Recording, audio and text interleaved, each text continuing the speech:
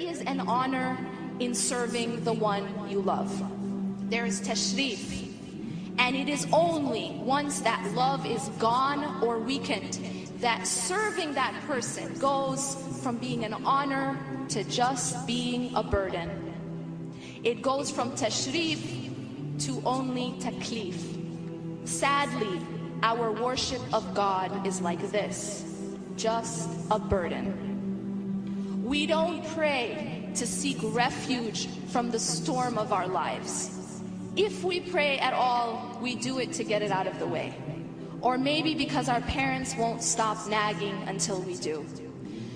Somehow we have forgotten that if we don't pray, we harm no one.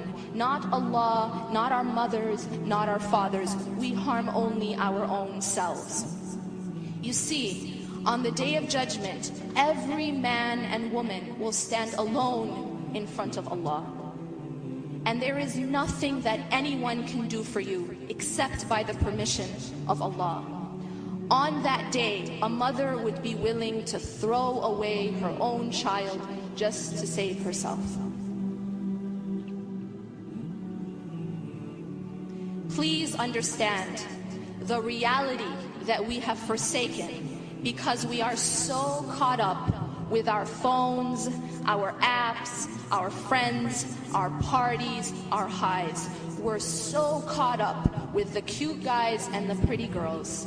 Please understand that ignoring a reality does not make it any less real. It's still going to happen.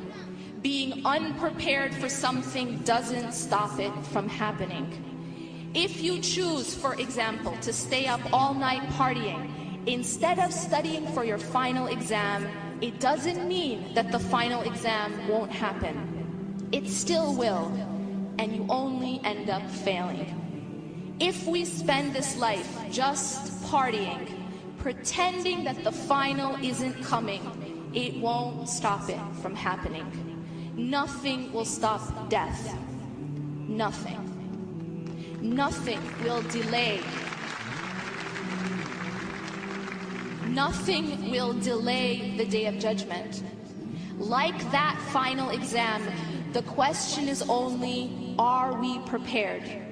Or are we too busy playing? Imagine for a moment that a news reporter tells you that a huge storm is coming.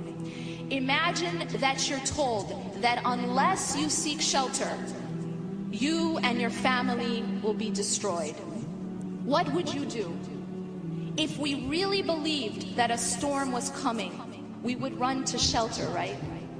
Only a person who didn't believe the forecast would continue playing, ignoring the countless warnings. Only if you thought it was a lie or you were too drunk to realize. Only if you didn't really believe or you didn't really understand. But how could someone really know, that a storm was about to hit and do absolutely nothing to protect themselves and those they love? Would anyone say, I'm actually too busy hanging out right now. I'm too busy on my phone or on Facebook to run to shelter. I'd rather check out this guy's profile than protect myself from the storm. No one would say that. And yet, every single time we put off our prayers, put off wearing hijab, put off giving up dating, put off leaving our poisonous bad company, put off abandoning alcohol or smoking or pot or pornography, that is exactly what we're saying. The fact that we cannot leave these haram things, the fact that we insist, I will never leave alcoholic drinks, I will never give up illegal sexual intercourse, I will never give up smoking hookah or pot or pornography, I will never give up dating and all the so-called pleasures associated with it.